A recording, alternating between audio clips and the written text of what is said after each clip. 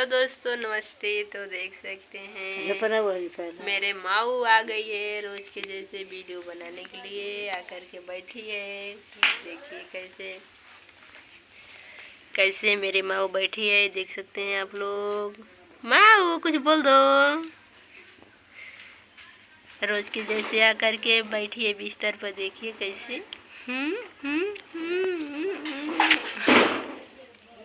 बोलो इसमें, बोल दो माऊ। तो देखिए फ्रेंड कितना अच्छे से बैठी है, देखिए आप लोग इसको देख सकते हैं।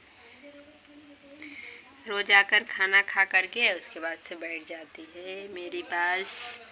तो देखिए इसको खाना दिए हैं सुबह में, खाई है, खाओ करके आकर के मेरे पास बैठी है। रख दोगी इसमें?